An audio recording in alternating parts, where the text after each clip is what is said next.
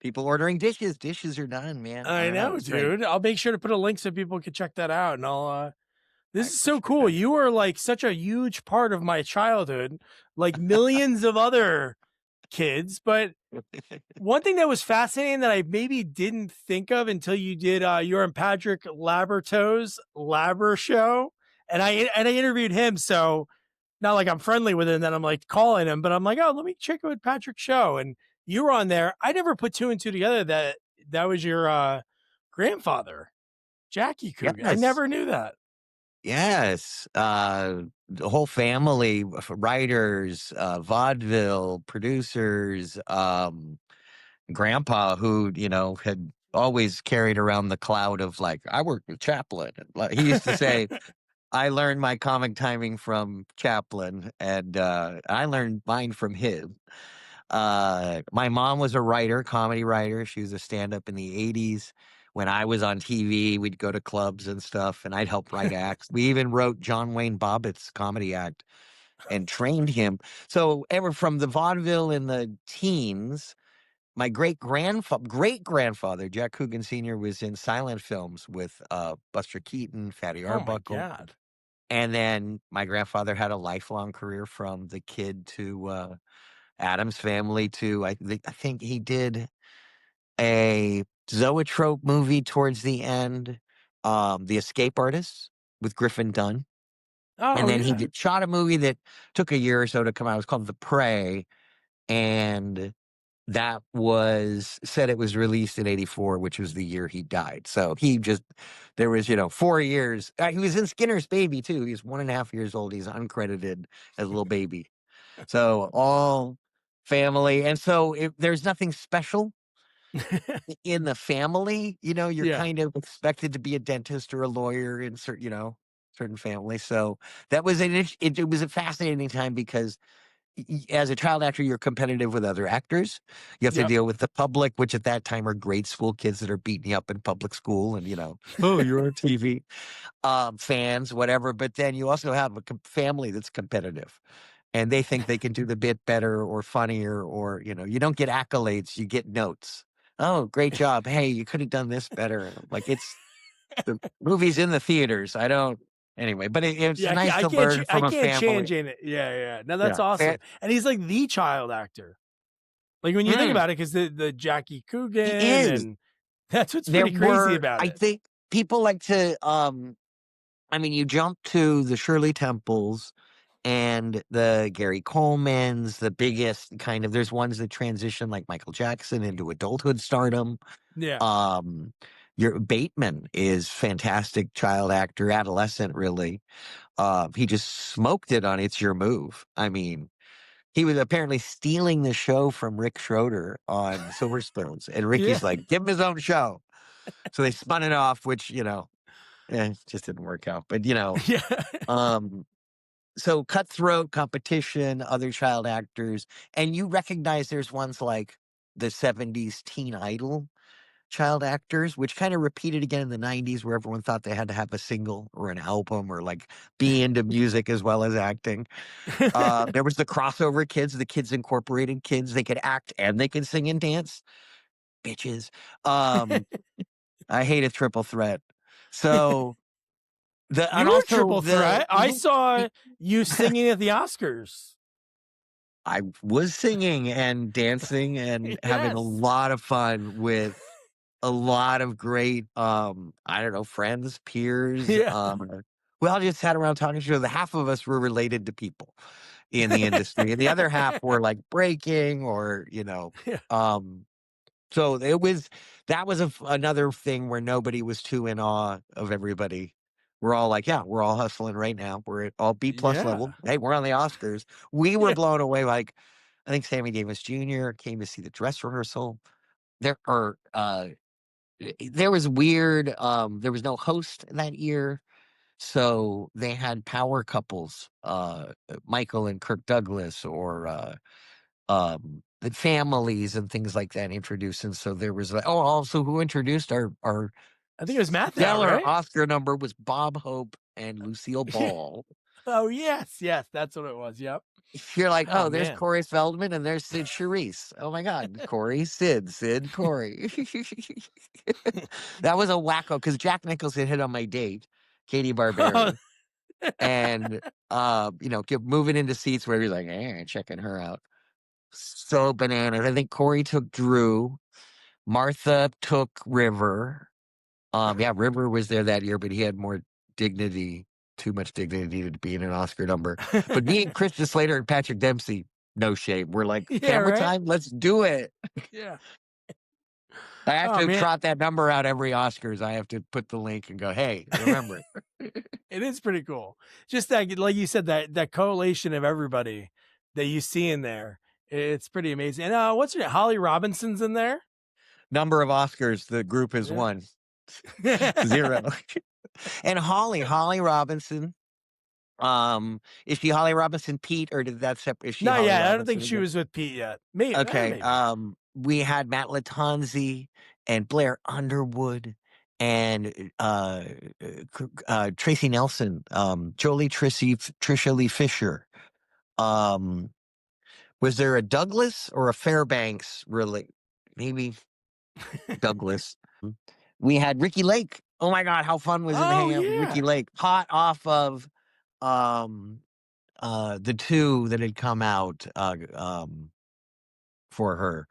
The Hairspray and was she in Shag or I can't remember. She was in Crybaby. I remember Crybaby, but that was a She couple was in years after this, I Crybaby, think. yeah. Yeah.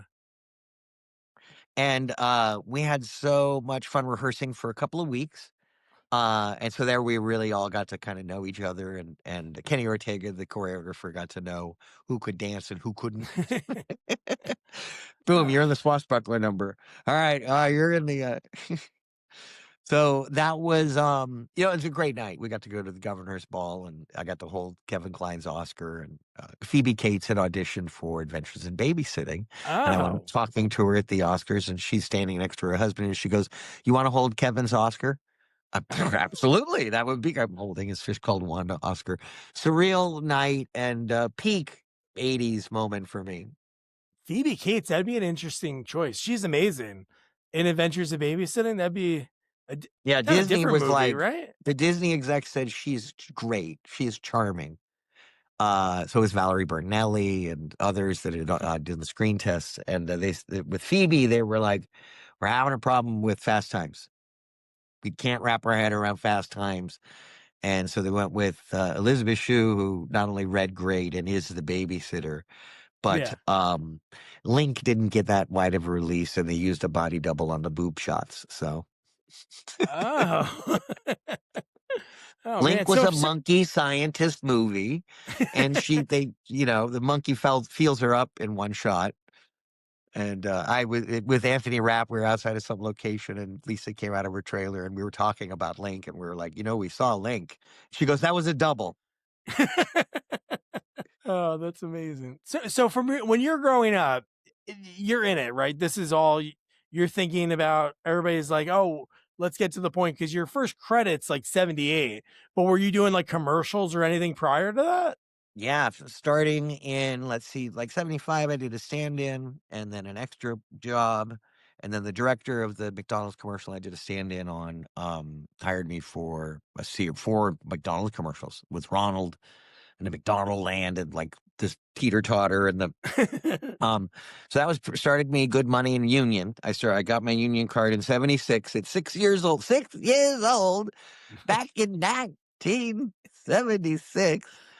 And I've looked at my pension statement, and I made like 10 grand the first year, 40 Wow. grand the second year. At 7 years old So in you're 7 77, I years made old making 40 40 grand. grand.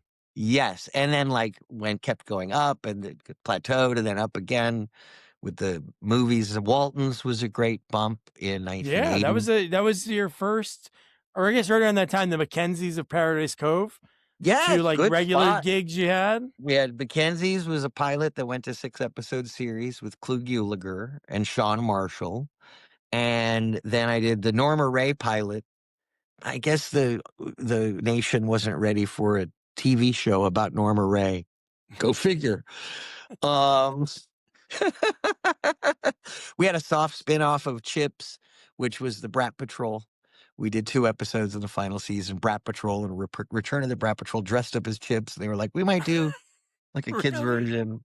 Oh my And so god. that was the thing, you wanna get a series because it's really steady, and one night, more people watch a TV show in one night than go see the biggest hit movie, that weekend.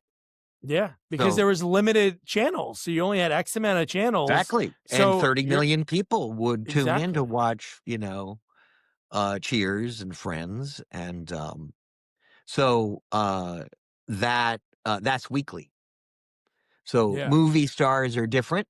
There's more of a distance and the bigness and the screen, and you gotta leave your house and go into the theater. I know that's changing now as people get bigger screens and watch at home and kind of keep themselves away from the noise and the thing and the phones and the, issue other Yeah. people. People don't like other people anymore, so they don't wanna go to the movie theater. Um, that's funny, my family has seen it go from silent movies to talkies to color to TV to digital to, streaming. And that's funny too. All of us have kind of worked across all these kind of mediums. Yeah. I forgot what the question was, but I love Oh, talking about no, my no, we're just family because talking they're about crazy. no, like your series regular gigs, but like you Oh mentioned it yeah, before, like the film versus TV, even as a kid, as your mom or whoever is your like looking out for you at such a young age, it's not like you're like, "Hey, yes, sweetheart, I want to my audition mom, for this one." she didn't think that my grandfather handled his money well. At 10, Ah. he's doing Adam's Family. She's 10 years old, and she goes, "So, how much you guys pay for this place?" My grandparents are like, "Nothing, we're renters." And she goes, "You're renters?" She goes, "No, buy at the beach." She's like 10. So, she was very savvy about what was. There were kids that could come, hit it big with something, and then price themselves out or overexpose themselves or typecast. I know this is a funny word. Yeah. Typecast used to be what branding is called now, where somebody is always the nerd, or they're always the jock, or they're always the bad guy, or whatever. So, the family, there was a lot of guidance and family letting me know what precedent was of other people's careers and their own careers of do this, take that job instead of this. Why don't you really prepare for this? This could be a big deal. No, you're not going to get this. I'm like, what? They're like, you're not going to get this, but you need to meet the casting director and the director. This is a producer's call, so it'd be good for you. Like, wow, you're not going to get it. I'm like, all right. So that every job too begets another job. Oh, yeah. A producer that hires you again because you didn't piss on the set or spit in the director's face. Hey, was he okay? No, no shitting incidences anymore. Okay, cool. Hire him again. It was a very low bar to just keep working for producers. And then there was a Q rating in the 70s and 80s. TV had a list, and they would ask people on the street, "Do you know who Joe Schmo is?" And they go, "Oh, yeah." Or they show a picture and they'd name them and they say the show that they were on. And then that Oh percentage man. of how many people recognize you is your Q rating. And apparently I was on TV commercials that were on during the programs I was guest starring on. Like all the Chips and Love Boat, Fantasy Island, Eight is Enough, Mork and Mindy, Laverne and Shirley shows. Hey, we just saw And that guy. they're like, "Wait, that guy was..." So, I was that kid that's on all those shows. That's literally what they called me because I never had one show. I didn't have a Silver Spoons. I didn't have a Different Strokes. I was blending into the ensemble on Walton's, and contentiously too, at least to audiences, they're like, hmm, season 8 of the Waltons. They're like up to World War II by that time. But Walton's was a great lesson. Yeah. Is now at my age, I would love a series that I'm on 18 episodes out of 26 every year, work a couple weeks, take a week off, that'd be great and get paid that weekly TV rate.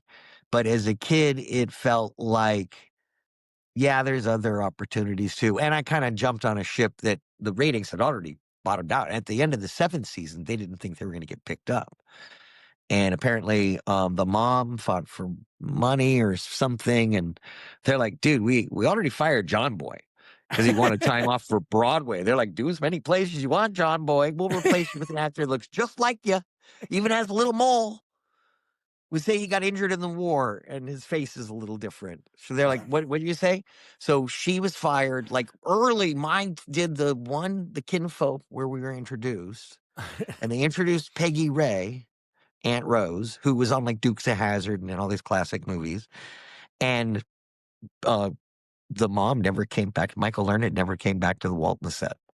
We did a reunion and she goes, I don't remember you. And I go, yeah, I carried the show after you were fired. I didn't say that. I said it differently. She had a more Broadway mouth than I did. She tells great stories. Great story. Her and Ralph Waite had a really true friendship, a love affair of everything but. You know what I mean? And it was all Yeah. there in the scenes and working with the kids and the cast and trying to do this hour show where you get 8 days to shoot an hour of television. So that was a good lesson in, I think there is a discrepancy to whether Ralph Waite was kind of like, the kids are getting a lot of episodes. What's happening next season? Or my mom said, I think that's it. We're cool. They didn't keep Martha Nix, who played the sister. Peggy Ray stayed on for the 9th season, but I think she said I was getting restless and that doing another season, I wouldn't learn anything new. Okay. Mom was looking All out right. for you. Maybe it was just other No, then I opportunities that went she on to saw do coming Night up pretty quick. Rider. I did Night Rider, and I got that Young Artist Award. That's a big deal. Get that young Oscar. No, I did. Because of the Waltons, I got the only TV show that I was ever offered, Love Boat.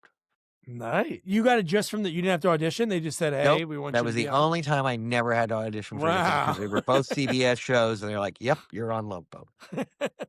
Those are the big You're in ones to this get on, like now." we were talking about before. It's like getting that national commercial. You're on, the 5, 6 channels, so people are seeing you. Even those shows, it's Yep, like the familiar face. It's like, oh, he's on the Waltons. Let's get him on this. And like you look at the rest of the TV credits that you have, it's just all of these big time shows, and you're just getting exposure after exposure. One thing I wanted to know is when you're doing all these auditions, I'm sure you're running into the same people, right? Going for the same of roles that you course, had friendship with, that you're like, oh, of this guy course. again. Oh, there's Jonathan Brandis. Oh, there's Will Wheaton. Oh, there's Christian Slater. There's Scott Grimes. Corey, and I went up for Lucas and Dream a Little Dream and License to Drive. Okay. I went up for Goonies, down to the wire. There's like 9, 10 kids at Amblin around a plexiglass thing of One-Eyed Willie's pirate ship, and we're all so exciting. And they're doing mixing and matching to see who works best with each other. And I'm reading from mouth. Look around Oh, the room, okay. and I know Sean's Mikey, and this. And I go, hey Corey, who are you reading for? And he goes, mouth. I'm like, damn it. Um, read for ET. Got to really one of the final rounds alone with Spielberg in his office. He had video games around. He goes, you want to play some games? I'm like, sure. I ran over to Battle Zone. Oh my God, I'm shooting tanks. I got my eyes up in the thingy. And after a few minutes, he goes, okay, you want to work on the scene? And I go, hold on. And I keep shooting. And it was a trap. It was to see if the kids had the focus Oh. to do a movie for 3 months. Yeah, good stuff. Gremlins, I was up for Shining, Friday the 13th. So And it's you and heartbreaking Feldman, when it you seemed like don't you get and something. Feldman, a lot of those Feldman roles, you and Oh, yeah. him, and yeah. Yeah, me and Feldman, and I think even for a while, River and Ethan Hawke, we all had that bowl haircut. That like 70s, 80s bowl haircut, which was really the Jackie Coogan cut. And it's cool. Toy Soldiers, not to like go too far ahead, but like Oh, Toy Soldiers, it's some of your people that you've auditioned with and things like that, all in the absolutely. same movie.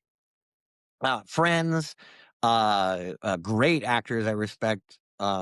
And we're stoked to be able to be in, like, it felt like we were doing, Die Hard for kids, but That's what it was it is. It legitimized. is like such a cool movie. I remember seeing that at such a young age. I was born in '86, but I remember that vividly, watching it either on cable or on like Showtime or Cinemax. And I rewatched that a few years ago. I'm trying to think. It came up on something, and that movie still holds up for a movie that they're high school kids. It's pretty intense. Like Andrew Divoff is a very scary guy, and he's whipping Sean Astin. And that's a pretty graphic like scene. Yeah, we had good makeup effects for his scars on his back. That was just after you saw Sean's butt, where he comes out of the shower, he's breaking back into the school, and I think he's beating his bare back or whatever. Pull off the towel, bend over the desk, or they will explode. Andrew is so sweet and definitely more on the side of method, like Vincent D'Onofrio. Thor wouldn't break character, just always tough all day. Yeah. But Andrew's really a softie and quite an intellectual and great heart. And he has said in press that Luis Cali was his favorite villain to play. Yeah, that's awesome.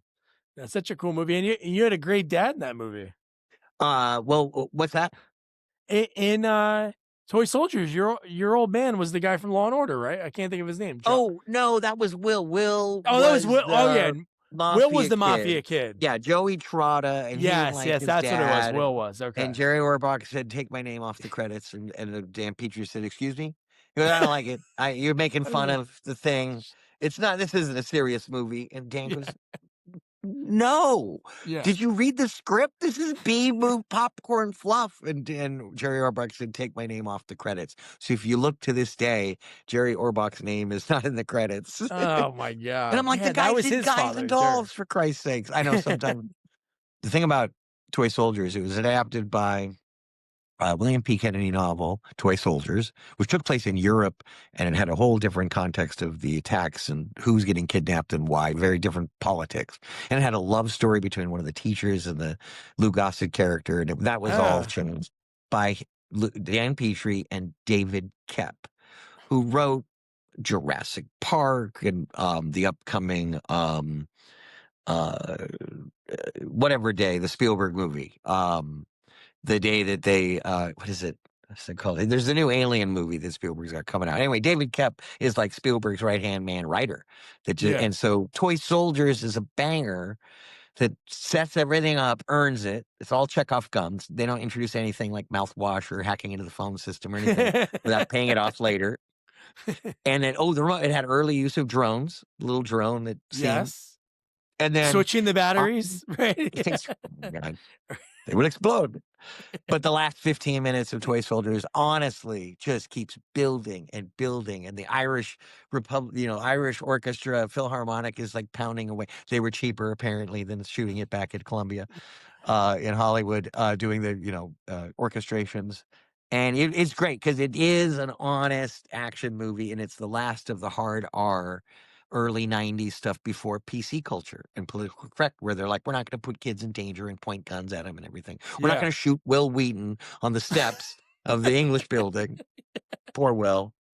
And Lou Gossett, man, that's another guy that always brings it. He just always acts, even if it's like the later Iron Eagle movies. I interviewed the actor who took over in Iron Eagle 4, and he told me such an amazing story that when he was getting his to his citizenship for the States, like Lou Gossett, he was just like mentioning it to him, and Lou Gossett's like, "Yeah, I could write you a recommendation letter." I'm like, "That's amazing." Like, who is that actor? Who replaced Jason? him? I should know his last name. He's a Canadian. But, I'll look it up too. But Jason Cadeau. He took over for Doug Masters as the character for Jason. I always forget his name. The guy's name is Jason in the original too. But figure Lou Gossett is a paycheck actor, and it doesn't mean he's going to do anything less than Officer and a Gentleman or Diggstown. Or Iron Eagle 19. He is there, solid. He understands the picture and his place, and he's great to work with. He's there off screen for you. There's actors that aren't. And he's just a big, tree trunk of a man that we loved, and he's a good leader. And also we had Denham Elliott and Arlie Ermy and great character actors. Oh, and the guy where was from that Effects. shot? Was that shot in the States? He was shot in Charlottesville, Virginia, at the Miller School, about 40 miles outside of Charlottesville. Yeah, that must have been cool. Mm. Just with this other guy. I'm sure so many of your other films that you did were a lot of fun. But That was fun because we That's were all about the same age. yeah. We're in our, late teens or early 20s. And we, the rule is don't waste time and don't spoil a prop or wardrobe that's being used in the shot. But practical jokes could definitely go down. My first practical joke was on Will Wheaton, and it was the first scene where we're all together that we shot, and it was exterior steady cam. I don't even have dialogue, and they're like talking to the kid. They're about to let the kid go and like get him out of the school, the one that the judge's son or whatever. And we're just in the back of the shot. And I turned to Will Wheaton before we were rolling. I go, Will, I'm going to steal this scene. He goes, you don't have any dialogue. And I know. And I go, I'm going to steal the scene. And he goes, all right, we start. And I pick my nose in the back of the shot and I wipe it on Will's shirt. And his reaction is absolutely genuine. And that was the Gesundheit. Thank you. You're welcome. All of that improv.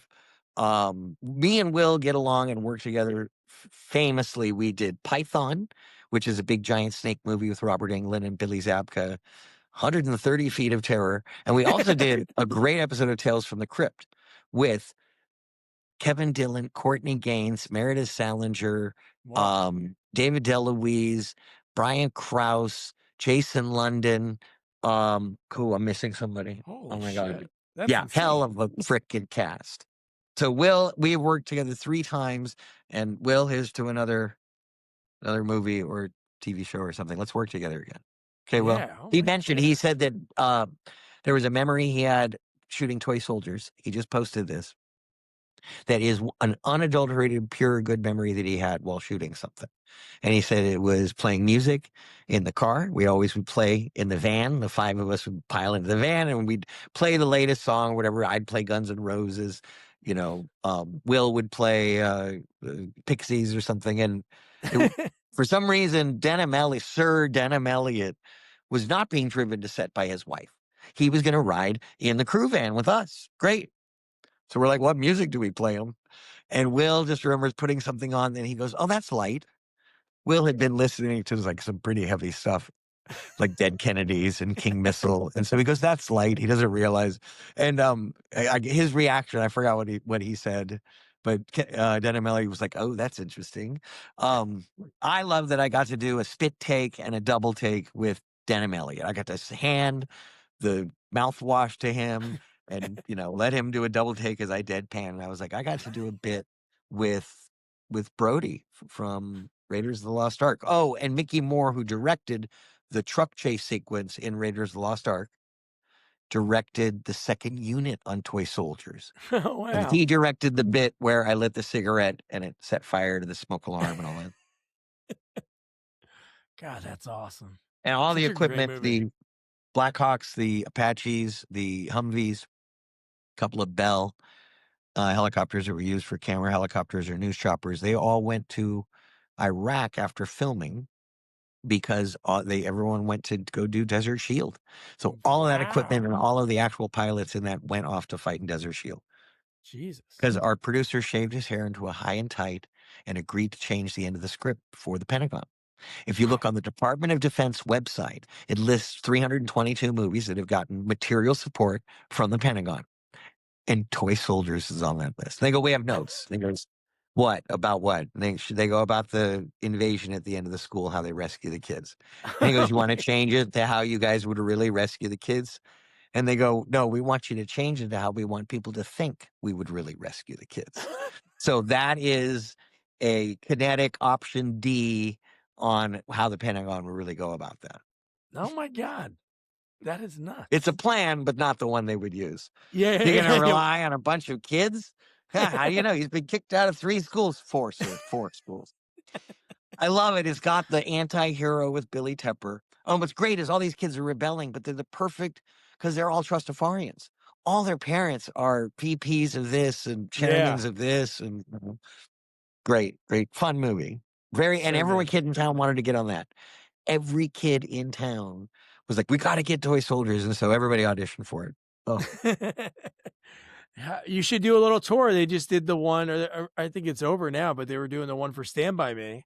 it's not They were over. in They booked Jersey not more too long dates. ago. They booked more dates. It's not they over. did? So go ahead and check, everybody, because you got to watch Jerry and Will and Corey talk about Stand By Me, and now that we've lost Rob Reiner, I I think that know. Yeah. those evenings are going to have a lot more resonance. Yeah. It is, that's obviously terrible. I don't want to talk about that. Yeah. No, I know. But the way that he touched their lives, I Mhm. auditioned for Stand By Me. I auditioned for the Will Wheaton part. God damn you, Will Wheaton. I auditioned for the Toy, Christmas Story, Lucas, Kirk Cameron's part on Growing Pains. Well, but then I guessed it on Growing Pains, so that was all. All's fair in Yeah. love and war. Do you remember like people that like also audition for Brad? Because you audition for those roles for the other people. Do you I know know for sure any of those people do Brad? Jonathan Ward, who was in what is it, Heat of the Night with Mhm. Christina Applegate, where their father was a cop during the day. No, cop, undercover detective during the night, and then raised the kids during the day. I think it was a one seasoner. I was jealous because I went up for that and I didn't get it. And I wanted to work with Christina, who was a friend of mine. Lo and Oh, behold, okay. I'd worked with Christina many years later. Yeah. Anyway, we're kind of the final round of auditions. I honestly can't remember, and I know some of the other kids will tell me who was there for Brad. Although I know that Anthony Rapp also read for Brad because they had a switch in the middle of screen tests. We're doing a subway scene, which is a combination of like the Riverwalk scene and the subway scene, Yeah. and we'd rewritten a lot of it. And they go, all right, Anthony, Keith, switch. Keith, you do Daryl. Anthony, you do Brad. And we look at them and we go, excuse me. They go, yeah, we ran out of the alley and we knew the scene, we knew the lines and stuff. But then you just got to reapproach it different. We went in and we did it. And then they go, okay, that was great. Switch back. I like they say the switch back because then that was leaning towards they knew that we were at least more right for that than the other. And Yeah. wound up working together. And Anthony, I have to shout out to Anthony Rapp, who had been on Broadway 3 times, although one, Little Prince, didn't open. He musical theater background, Interlochen, I believe. If I got that wrong, Anthony, correct me. He's obviously done multiple stints Broadway, Rent, Yep. um, his music. Anthony was fantastic because how did he make Daryl, gearhead and a sex fiend, so likable? He made someone who, when I read for Daryl, he was creep. So, Anthony, kudos to you for making Daryl Cooper Smith so damn lovable. Yeah. Now he had such an interesting career because you think about the Broadway, the Adventures of Babysitting. You think about him, Dazed and Confused, and then like a Road few years Trip, later, he Dazed shows and up Confused. Yep. as the creeper TA in what movie is that? Not Oh, Slackers, another one of those college road was it trip. Oh, School road trip. Days or Dead Poets School Days? I think No, he's in. School Oh Ties. well, School he's Ties. in those, but he's in Road Trip as the creepy He's TA in Road guy. Trip. Love him in Road Trip. He's hysterical in that. Yeah. Is he kind of a Karen or a Darren? Yeah, Darren. Is that the male Karen? Darren? Yeah. Yeah. Yeah. He's trying to get with the Amy Smart. And Yeah. he's trying to, yeah, he's a real creep in that one. But man, so good. So one thing I wanted to ask, especially with the family history with everything, what do you think it is? Like you see so many kids that are talented actors, and I think they're continue like yourself, continue the talent's always there. Is it because people can't get past of like you were saying before with Phoebe Cates with them saying, yeah, we can't really get past Fast Times. Do you think it's that like when child actors become adults, they go, I can't get his face from being a kid actor out of him. Yeah. That could be terrible, especially if you want to do autograph conventions. You really need Yeah, the face where they go, oh, I can see it. yeah, Um, yeah. I will say this, that every actor has a career arc, has a moment they're hot, has a moment they're really recognizable, and there's a moment that it cools off. Yeah. Everybody, from the Chris's to Evans to Pratt to RDJ to every actor, from Joaquin Phoenix, who I knew when he was Leaf, love you. I Yeah. was at a Leaf, yeah. taping of Growing Pains. Yeah, sitting next to um the sister Rainbow. Yeah, Rainbow, Leaf, River, the mom, the dad.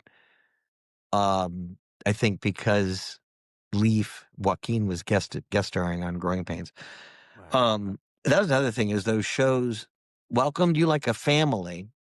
And if you were on the lot auditioning for something, you could walk back over to the set that you were on before, and they would absolutely love it if you sat down in the audience and watched rehearsals or saying, "What do you think of that joke? Was that good?" Yeah. They're like, "No, no, no, we know him." And you get a pass to come in and like that it was more loose, it was more collaborative. It wasn't all done in a kind of thing. There was you could walk in and out. People visited. I visited Pump Up the Volume set, hung out with Seth and Samantha Mathis and Christian because it was the same production company that had done Book of Love. So it was like they're all connected. And the community was small because at that age, that limits, and it's very really quickly. So 13 is way different than 15, and way Yeah. different than 19, and way different than 25. But so quickly you go through changing the types of movies you're in, the types of things. So for adults that start at 35, look the same until they're 65, Yeah. way different for a kid that breaks at Yeah. 7 and then looks totally different at 14. He shot up 2 feet, the nose went, the thing, my God, what's happening? So kudos to anyone who can keep that up. You know, Yeah. women, it's tougher as we see Oh, I know. the It's ridiculous. over demanding expectations of Yeah. women's beauty. Women turn You like know, 30 and they're like, "Okay, now you're the mom." And it's like, "Whoa, I'm 30. I shouldn't have an 18-year-old." It's like, "That's what we're gonna do." I helped Larry Hankin, be like character actor, write his book, and that's what he talked about, being so pissed on TV shows. He'd be like, "What? You're playing the they're not gonna let you audition for the love interest because you're 30? Like, why is this guy there's a 55-year-old actor need a 25-year-old girlfriend in every episode, you know?" now the May December thing, I think it was back in the studio system. Their bankability was on the male stars because the pay parity. They're like, Mhm. it doesn't make sense. Why wouldn't they just star women movies and then pay them less and then they make more? Maybe they didn't sell as many tickets. Maybe because the people that bought tickets back then, when women weren't allowed to have credit cards back in the 30s, the 40s. Yeah. That's why I love the Thin Men movies. Watch the Thin Man movies. Thin men? The Thin Man. The Thin Thin Man. Man. Return of the Okay. Thin Man. Tales of the Thin Man. What a Curse of the Thin Man. There's 6 of them, starring Myrna Loy and William Powell. When are those from? 30s? So they're Silent? from the 30s and they are fast, quick. She's a girl who's hot, can hang with the guys and also throw insults. And they're drunk half the time and they solve mysteries. And the Cool. dog, Asta, was Toto in Wizard of Oz. Ah, okay. Cool. Watch these movies because we have to remember our history. We have to remember our Sunset Boulevards, our Sullivan Travels. Yep. As they remake all this schlock today, they can only go back to Shakespeare and certain kind of Chekhov and certain base stories because there's only so many of those base stories, and they're just reworking this stuff. But Mhm. there's a forgotten moment of pre-Hays Code Hollywood and just post-Hays Code that they, especially the year they enacted the Hays Code, which was censorship, you can't say this, do that, can't show homosexuality or drunkenness or drug use or say a judge is on the take or the cop is corrupt. Well, the moment that they enacted that, there wasn't a budget to enforce it. So for a year until they put a head into the office and da-da-da, Hollywood made Frankenstein, Scarface, they went off. They went off the Yeah. rails. And I love it when Hollywood kind of goes off the rails a little bit. That's cool. Now you have to remember your history. I showed my daughter, we were watching a lot of the Abbott and Costello, like Meet Oh, Frankenstein, and then we just went through all of them because they're just so good. It was funny. She was watching like I'm trying to think what cartoon she was watching. She's like, "Oh, that's like Abbott and Costello," like the way the guy was, going into a room and the thing he was trying to show wasn't there anymore. And it's like it's so crazy the history when you watch older things, how they just evolve. You watch a movie in the 70s that does that kind of bit. It's in a little different way, but it's remarkable. so that came from vaudeville. Vaudeville had a structure because it's a physical show. Yeah. Can't just do a set change in 1/24th of a second where you edit a movie. You had to Yeah. physically build the show. And the show had a lot of multiple acts. So opening number, big song and dance, and the MC, it's going to be a great show. And here's what we're going to do tonight. And the curtain drops. And the second spot is called the 2 spot. And that means 2 performers come out in front of the curtain, no sets, no props, and do patter. So you get your Laurel and Hardy, your Abbott and Yeah. Costello, right? Your George and Gracie. Or it could be a sister act that they do a duet, cute little a cappella duet or something. When behind the curtain, they're setting up the plates or the stages for the lion thing, something that was elaborate. And the show goes throughout the night. The end act is if you have a kid anywhere on the troupe, pull him out of the trunk. He's waving an American flag and we'll play Yankee Doodle Dandy. Yeah, yeah. And the crowd goes nuts. Or he'll do a speech or a song or a dance or something like that. So those Abbott and Costellos come from, we need two guys to go out and entertain the audience for 5 minutes and not have them throw stuff at them. Wow. So they had to be, there's so many. There is a British act that has some of the quickest patter. They're above and beyond Abbott and Costello or, God, I always forget the other. So that is part of an old vaudeville tradition of those That's buddy cool. acts. That's awesome. Yeah, One to buy stand-up. time. Why not have Trying two to buy stand-ups? time. Yeah. Trying to buy time. And that's where Queen Mab's speech from Romeo and Juliet, Horatio makes a great speech about when you sleep at night, a small carriage and horses ride into your ear and whisper the name of your lover, who, who you'll marry and everything. And that was a page of this monologue that actors use for their comedic, classic, Shakespearean monologue. It was written to cover a set change. Wow. That's awesome. It's like the history. Like you obviously might have enjoyed that anyway. Like throughout your career, if you didn't have that, that's pretty cool. Growing up, you hear all these amazing stories from generations behind, not just your grandfather, but his father. Yeah, and my mom, we had since our family was famous for not getting their money because of the Jackie Coogan thing, and we didn't have any generational wealth. I was raised on welfare. My mom was a 15-year-old pregnant Catholic schoolgirl runaway. Didn't talk to my grandparents. Oh God, I completely lost my train of thought on that.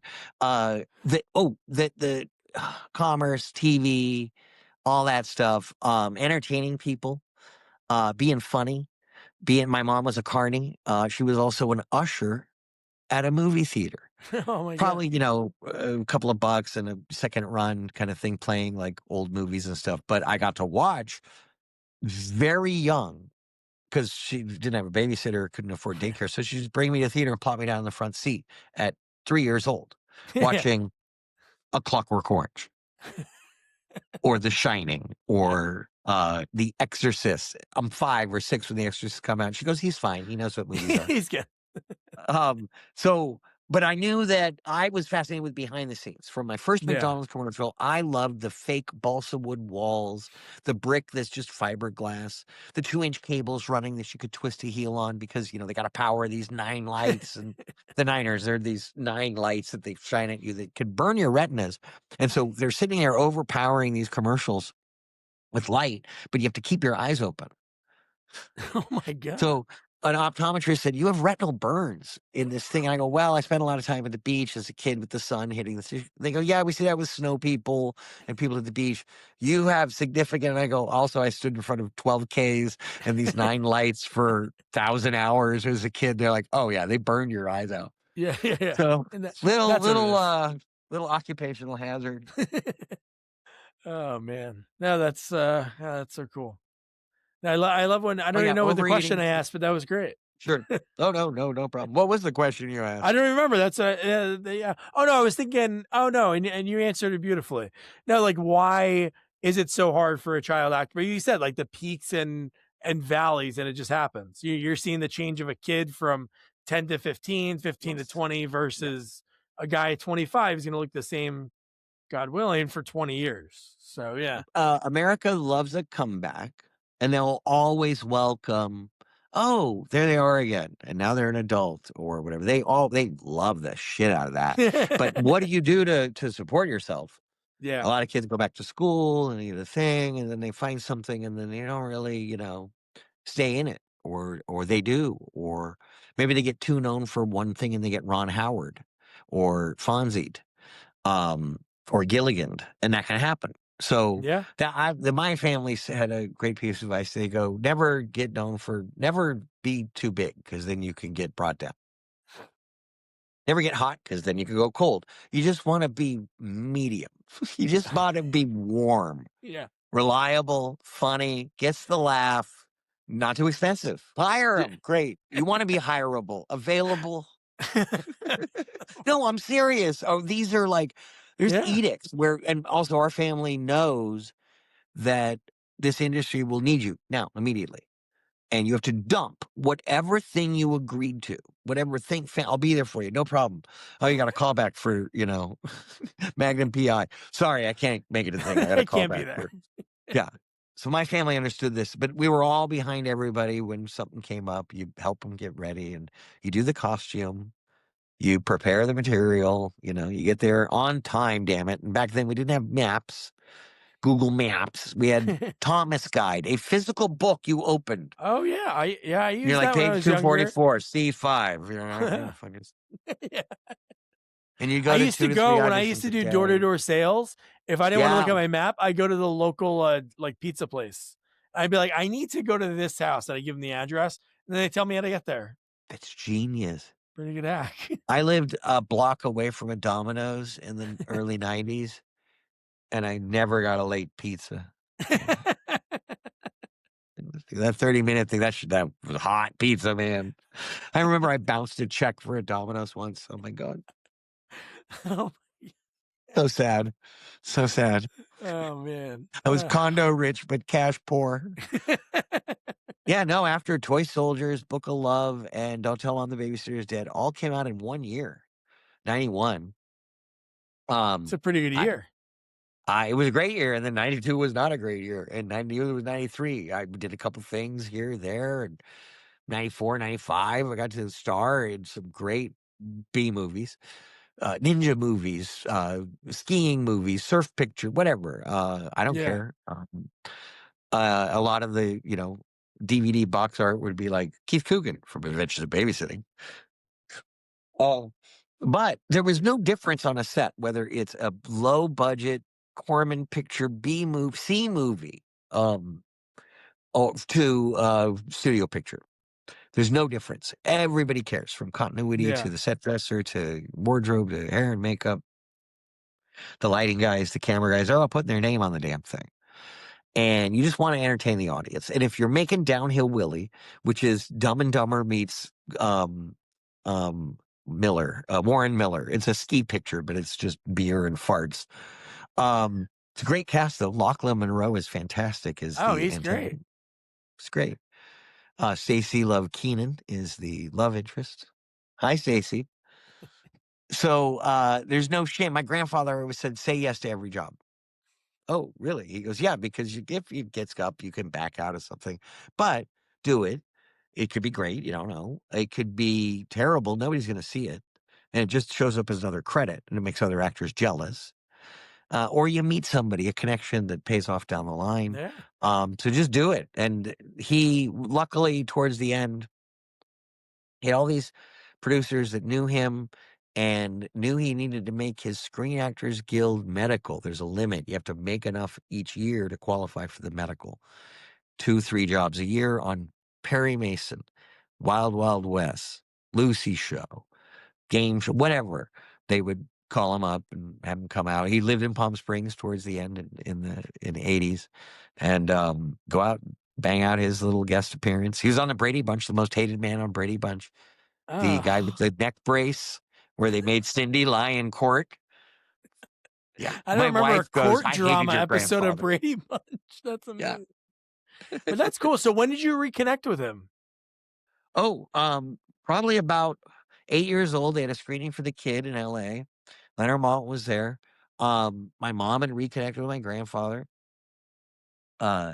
And I saw this thing that I'd heard people talking about, my family. Oh, the kid, the kid, the kid. I saw the kid with the audience who went nuts and lavished my grandfather with praise afterwards. And I go, okay, that was great. I want to do movies now. Starting at 8, that's when I was like, that's my palette. I want to do movies. Yeah. So I would count after school specials and movies of the week as theatrical, as movies, just because of the form. It's less TV. I don't know, for some reason. So I was very proud of like movies of the week I did, after school specials. That's all clawing up. And that was my family. They go, you don't just work over and then become a sudden success. You got to really just steadily grind away. grind away as an artist, which how do you eat? How do you pay the bills? So Yeah, thankfully, they have the residual system, and that kicked in 1971, and I started working in 76. So everything I have done is covered by residuals. that's good. Thank Because God. And it's my pretty crazy that pension. that wasn't an idea. Like, who's gonna make the money off? Well, I guess reruns weren't a thing, Well, they right? weren't. They Yeah. weren't until I Love Lucy. Later, they found out that I Love Lucy had a accounting problem. Desi didn't know about running a business and a network and everything, and he didn't amortize the expenses of producing I Love Lucy over the series. He loaded it all onto the pilot. Oh, Consequently, every episode after the pilot has no costs on the book, and it was very easy for him to license that out when TV goes, "Hey, it's summer. We don't want to. Let's do a rerun of something old." And Lucy, that's why Lucy episodes one of the first things that were yeah. heavily in. And then Gilligan's Island too, because Gilligan Island didn't meet the cutoff. They didn't have to pay any of the cast any reruns. Green Oh, because they didn't Acres, have enough episodes. Green Acres, Hillbillies, all of those series, none of the cast got any rerun money. Oh There was a my god. one-time buyout when they made the cutoff in 71. They said, if you did television prior to this, we'll give you a one-time $8,000 per episode buyout. Take it or leave it. Half of the cast of Gilligan's Island took it. The other cast didn't, and they've never been paid. Oh, So I'm not under that. And streaming, when it goes on streaming, by the way, love it. Thank you. You get paid by subscribers per service, and it's tiered. So Netflix, 100% of your residuals. Apple Play, ah. this 80%. Amazon, 60%. Oh, this one 40%. You believe that? Down to 20% of what normal residuals, just because it's on a lower popular streaming service. But if it's on free TV, Pluto, Spike TV, those kinds of like free Yeah. apps, I get paid better. And if you buy it for $2.99 or $5, screw it, I'll buy hiding out.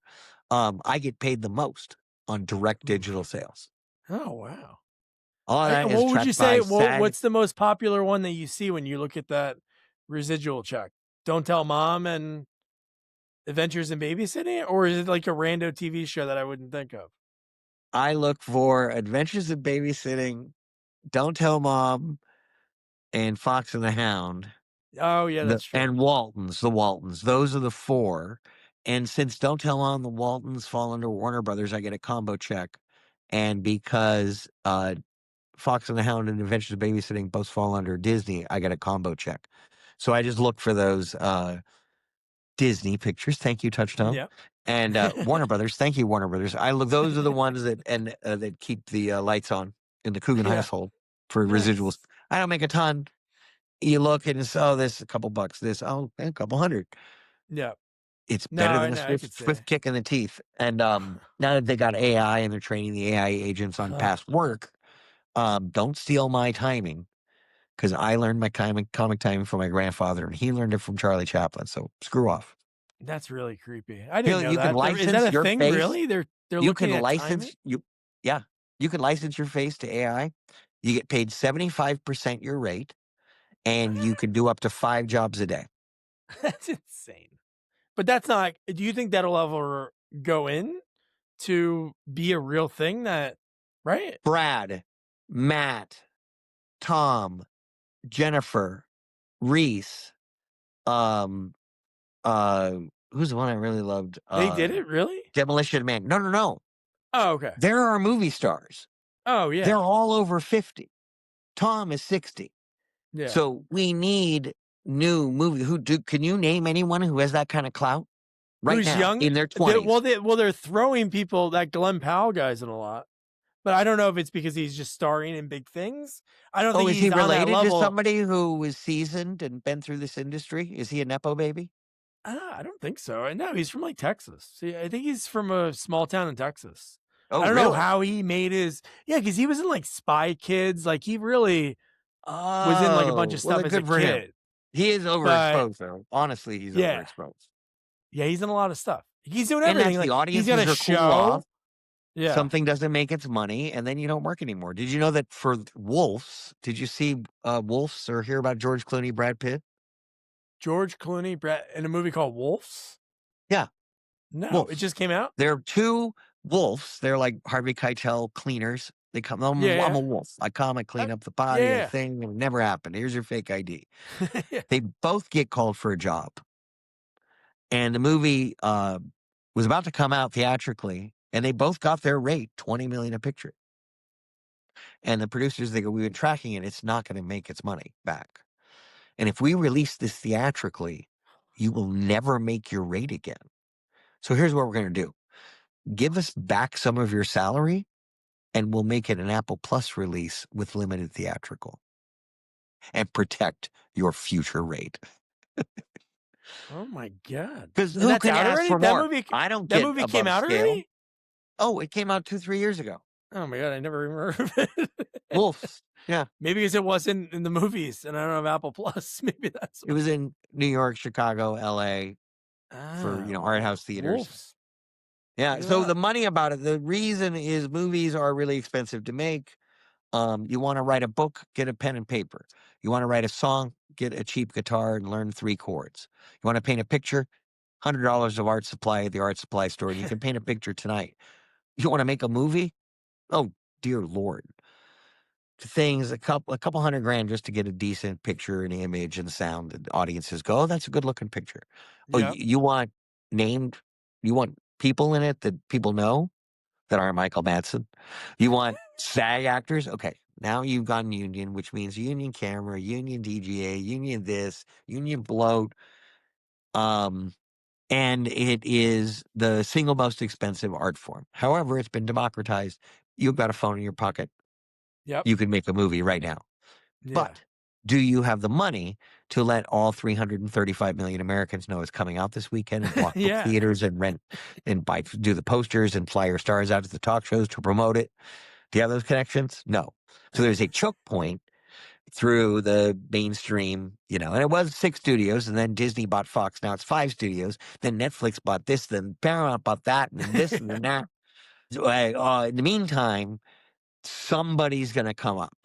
We all already have Emily Haggins, which is Zombie Girl. She had 14. She directed her first zombie picture. She's directed half a dozen pictures by now. People are going to Terrifier, which is all non-union. Terrifier's made millions of Yeah. dollars. People are going to create their own content and buck the studio system. That's what happened in the 70s. You had auteur directors who were like, give me a 16 millimeter camera and a little Nagra, and I'll go make a movie. But you still need the infrastructure in the studio system a platform for people to see you. When you're in a Yeah. crowd, they can't see you unless you're standing on the platform. Very true. And like the one thing you mentioned, the first when you talk about like the money you need, like that is the first thing that you look at. It's like obviously the actors and things like that.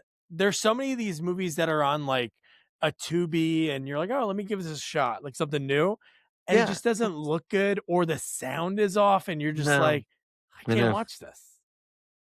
I know, because movies are life with the boring parts cut out.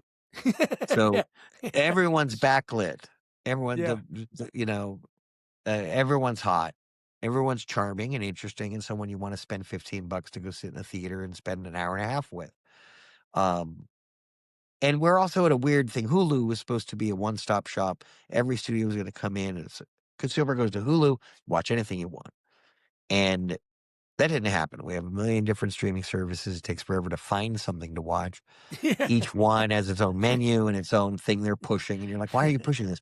You can't find the show that's so hot right now. It's the number one. You're like, why is it not on your main page? And ads, a lot of them, people are cheap, and they're like, I'll just stay on the ad-supported, tier of the service. So you watch the same thing you used to watch for free on network television, and yet you're paying for it. And you still get the ads. And you can't skip them. You schmuck. Yeah. As Tom Rothman, the head of Columbia Pictures, said, streaming services are pissing on consumers. Very true. Yeah. You think oh yeah, cut the cord. This is awesome. And then I remember in the beginning we were so good with it. I remember just having like Netflix. And then it was like, Ooh. and then with kids, it's like, oh, now we have to get Disney. And we have to get this. Oh, ESPN, I want to watch some sports.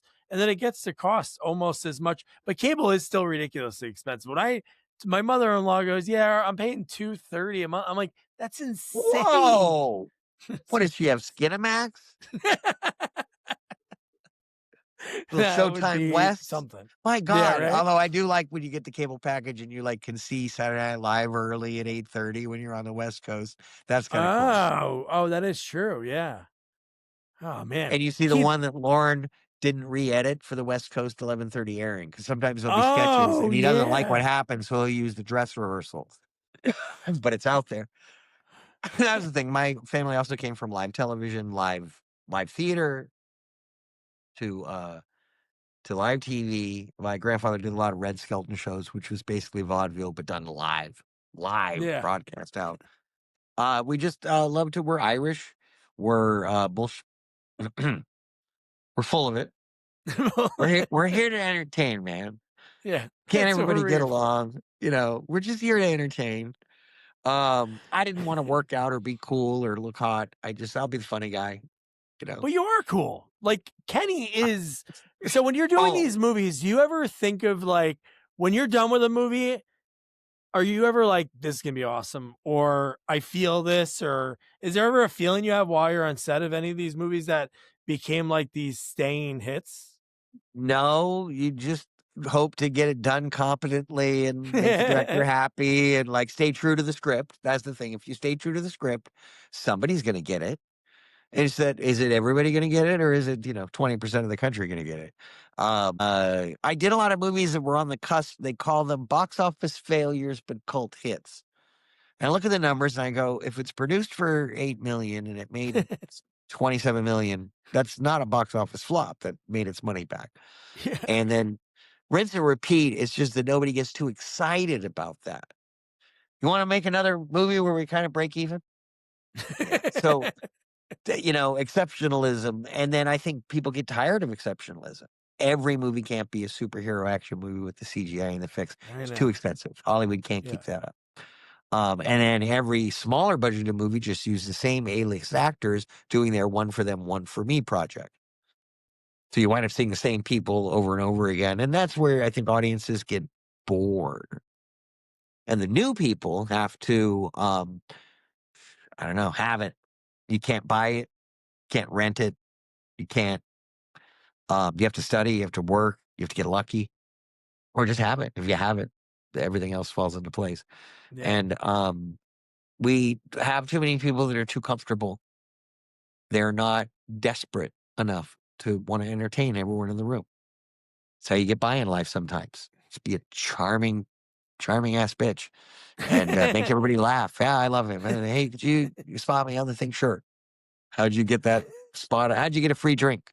Because you made him laugh 16 times in an hour. Like, let me get you a drink. You could get through life that way, and the Irish figured that out a long time ago. Have you ever done stand-up or anything? I had to because it was the You bucket had to. list mountaintop. You're like, I've done the music and the thing, and I played music live on stage and Oh, done nice. writing and this, and I'd written for stand up and trained people, and I went, all right, I'll do it. And an opportunity came for Virgin Sacrifice. You had to have never done stand up and write your own act and promote it the way they want you to promote it. So I did Small House. We packed this little White Snake cellar of a place with 75 of my closest friends and family, and I killed it. It was great.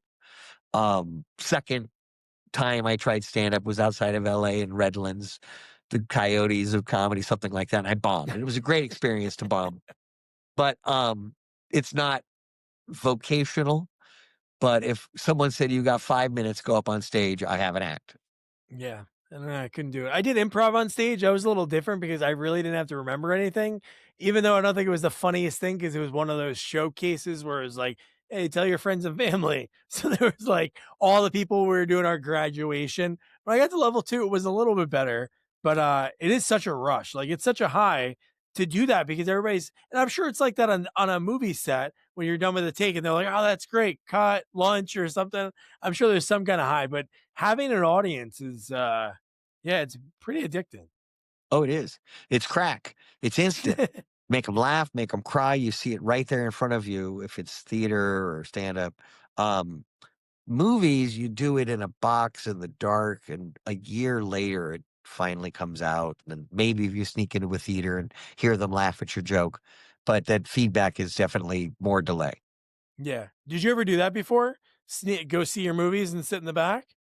Oh, Adventures of Babysitting opening night, Chris Columbus sent a limo out, and we all went around to all the theaters. And we're like, let's watch the train sequence. Let's watch the thing. Let's watch the Babysitting Blues. And we sneak in and we hear the laughs and run over to another theater. That's awesome. That's so cool. But yeah, no, this has been so much fun. I just got to ask a few things about Don't Tell Mom, because that's a movie that I grew up. That was a movie that we watched all the time. Like my dad would say, "Dishes are done," like as like a thing. My mom would always say, "I'm right on top of that, Rose." Like we just watched it so much, and it just when you're a kid, you want to be on your own. And that movie shows you, like, yeah, it's really cool until it isn't. Like when shit gets real, and it gets like very real in that movie. Like with Christine Applegate, which her character in that movie was what, 17 Yeah, or she's 16? 17. Yeah, that's insane. And it was written as a response to Risky Business. Oh, okay. And so the mom and dad leave town, and the boy just ruins the house and the thing, and it's awful that he, they said, what if it was a girl? And they probably get their stuff together. And so indeed, at the end of Don't Tell on the Babysitter, she's got a job, good health coverage, paying the bills, putting food on the table, and the house is cleaner. Danielle Harris, right after Halloween 4 and 5, she's Yeah. huge kid star at that time. Yeah. Yep. Such a great movie. She And that just moved to LA and Monday and gets a call. Hey, Jennifer Love Hewitt has to back out of Don't Tell on the Babysitter's Dead because of Kids Incorporated. They won't let her out of the contract. Can you oh go my to this office God. and read for the thing? By Friday, she was cast in Don't Tell Mom. New agent, all that stuff. So she's like, she goes, I don't know many actresses that hit LA and that are cast in, Warner Brothers picture in a week. And I was frankly unaware of that she was the scream queen. Yeah. After Halloween 2, I kind of checked out, honestly. No big deal. There's no season Yeah. of the witch for Keith. But yeah, Jennifer Love Hewitt, that would have been interesting. I interviewed the director of one of her first films. She was in Munchie, like a Corman movie. So she could have had this, and then because of kids, her first movie ended up being a Corman flick. Oh, wow. Pretty great. Unless maybe she has something before that, but that was her first movie, and that's when she went by Love. She went by Love Hewitt. Yeah. Was that her? That was her name then? Wow, that'd have been totally wild. 2 years before that, she would have been in something. Yeah, she's Nuts. great on, is it 911? Yeah. 911? Yeah, yeah, yeah. But Yeah. yeah, just the staying power of that movie, just thinking about dishes are done, signing dishes, people buying them from your website. I think that Yep. is like amazing. That it's like It there's is. And these you know who movies told because me to do that? You know who? who told me and helped me? Larry. Larry who? Who's the soup guy? Seinfeld. The soup guy from Simon. Oh, the No Soup for You, that guy? Yeah. Oh, the soup Nazi? Oh, I don't know his last name. But that's the guy who told He, you to do it? I mean, I recommend a friend had come by, coworker who had a little blue salad plate, and he's holding it like paraphernalia. He goes, "Could you sign this plate and be like, dishes are done, man?" I'm like, "Great." He goes, "You should sell those." And that same convention, Larry goes, "Hey," he sells soup ladles that say "No soup for you." And he goes, "If you have something, a baseball, a thing, whatever your movie is, if you have a prop, put those on the table, buy a bunch of them." And I have sold dishes at every single Hard Rock convention this holiday. This holiday season was nuts. I did a Instagram, Facebook, Twitter post, and thank you everyone who ordered a dish. So far, I think they'll get there by Christmas. That's awesome. I And I just think did it what two trips it's to the post office today to get them out oh, that's as oh well. yeah, For the you're last putting those week, out. I've been doing the orders and getting them to the post office, and so I hope everybody likes them and enjoys. And the dishes are done, man. It's crazy when you think about it. Like you have a line in a movie. Like when you're done with that movie, do you think that? Oh, but wasn't that in the trailer? Now, I feel like that was in the trailer, right? Was I that the end think of the that's trailer? why. And It's then you it fire, and buttons then you the guys whole fired the trailer gun. at the end of the trailer, and Yeah. so you didn't have to see the movie. You're exposed to the line. Um, it's gifs, it's memes. People are like, the taxes are done, man. The car wash is done, man. And other lines like, I'm right on top of that, Rose. The Yep. great quotable dialogue for the movie. So very lucky. And as an actor, you want to have a lifelong career. You'd hope to have a better line to be remembered for than "dishes are done, man." But I'm going to own it, man. It's going to be on my headstone. Here lies Keith Coogan. Dishes are done, man. Oh my god, dude. That is amazing. Yeah, that movie, the cast too, Duchovny, just everyone that's in that is so good. The girl that TPS Kimmy reports. Robertson, Jane Yep. Brooks, Yep. of course, Duchovny, Joanna Cassidy, all Yep. the kids. Yeah, great fun. There was a bit of subversiveness on set. We knew that no one was looking. It was low enough budget for Warner Brothers. Kind of a negative pickup, meaning the producers are going to make the movie and then just sell it to Warner Brothers when it's done. And Warner Brothers goes, they know they're buying a finished picture. So that's how a lot of movies are made. They're made by independent producers and then they're sold to a movie studio for release. So we were actually making a movie called The Real World. The original title of Don't Tell Mama Babysitter's Dead, the The one that we real world. Wow. auditioned for, the one we got on set, the one we're a month and a half into shooting. The Real World. Kind of Secret of My Success or Working Girl kind of a movie. Yeah. And MTV calls and goes, "Yeah, we're releasing this reality show called The Real World. You might want to change your title." And we go, "What's a reality show?" And they go, "That's not important. Just change your title." So they pulled, 100 different titles with kids, and a bunch of 12-year-old boys picked Don't Tell Mom the Babysitter's Dead as the movie they would see the most out of that list. Yeah. Great name. It's like it's a mouthful, but you remember it. And the poster and Christina at that time, like she was everybody. It's funny, they always talk about like the posters, like my dad, like, oh yeah, I had the Farrah Fawcett poster, and like maybe somebody in the 80s. But I don't know if you really think about that era. I'm sure I don't remember having posters. I didn't have posters on my wall, but it would have been like Christina Applegate of that era. And she was phenomenal. And she's still phenomenal. Like when she did that show on Netflix with Linda Cardinelli, that was like, holy shit. Like Oh, she Dead to is Me, Dead to amazing. Me is fantastic. Yes. And I'll say Yeah. this about the posters for Farrah Fawcett, for Christina Applegate. They had to hire a photographer, go to a studio, hair, makeup, wardrobe, do the thing, take a look at the um, negative, pick a shot, print them, advertise them, get them physically into all the stores that people buy them. Yeah. Now they're just a thirst trap Instagram post. Yeah. So it was a lot more work to do that, and very few people, I think, did that. And Christina Applegate did that because her character was the one character on the Bundys who knew her worth, who Yeah. and worked it. She goes, "Well, if you're going to see me as this, then I'm going to freaking take advantage of it." She was the Yeah. smartest Bundy. Oh man. Keith, do you have a favorite maybe like an underrated credit that might be people have not watched, or a role that you did on like a show that you look back and you're like, that was really good? Um, I not necessarily the role, but I loved the movie and the people that made it and worked with. Cousins, starring Ted Danson, Isabella Rossellini, Sean Young, William Peterson, Norma Alejandro, Lloyd Bridges, directed by Joel Schumacher, Oh released wow. in Valentine's Day of 1989. And I'm very proud of Cousins because that, instead of being a kid's movie, I was a kid in an adult movie. And very proud of it. Joel Schumacher styled me. He's a great director. Miss him dearly. Um, and it's a hopelessly romantic film. And it is a remake of, at the time, the most successful French comedy, Cousin Cousine, where two cousins by marriage fake a relationship to make their cheating spouses jealous and then fall in love. So I am Ted Danson's son in that, Lloyd Bridges' grandson, and have Sweet. some just great scenes with them, and Sean I'm Young. gonna watch it if I can find it. I'll watch it with my wife. It looks Yep, awesome. Cousins is And great streaming. poster too. Good poster. Yeah, it's You guys very all around the table. Fellini-esque. William Peterson goes, "Watch this. We're going to steal the focus for the poster." And I go, "What do you mean?"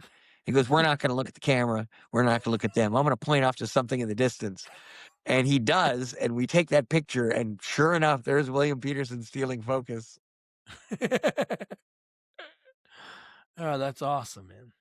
Well, Keith, this has been amazing. I'm so happy that we connected, and Yeah, man. It just it's so cool to always talk to people, but you're such a big part of my childhood in so many different TV shows and movies. And then when I watched that when you talked to Patrick, I was like, oh my God, man, it's so wild that I never put two and two together. Even though it's not like I'm sure there's other Kookans out there. It's not like it's a very, but I was like, holy shit, like that's wild to think about that. And also, growing up in LA, everyone had a relative in it. Yeah. So that wasn't, and it wasn't seen as negative until the recent kind of nepo baby backlash Yeah. came. You get Which a is kind of a bunch, weird thing. I a think lot it's more ever, people are getting opportunities, and every once in a yeah. while, a kid of someone famous it's not going to work out. Yeah. Oh well, I'm And if sure they they'll be think they're not fine. gonna make it, it's not like, "Oh my god, that's George Clooney's daughter. We're gonna have to make sure she's in every movie." Once if she sucks, the movie's not gonna be in like No, Cindy Crawford, she had one big movie that she starred in, that's why. was it a SNL sketch? There was one where they go talk about nepotism, and they said a door in the a foot in the door, and so much more. Keith, man, thanks again, man. Happy holidays, and, yeah, this will be out soon, but before that, I'll make sure plug people to get Dishes Are Done because that's really cool that he mentioned that to you, because it is a cool thing to have, to have an autograph just on something is cool, but to have like an item and it's like, oh, you put the two and two together with Dishes Are Done, and it's rad, man. Thank you, man. Well, thank you for the time, Doug. Appreciate it. Hey, thanks, Keith. Thanks for Uh, sharing your story with me. Absolutely, man. Have a good one. Rock and roll. Rock and roll and happy holidays, dude. You too. Peace. Take care. Thank you.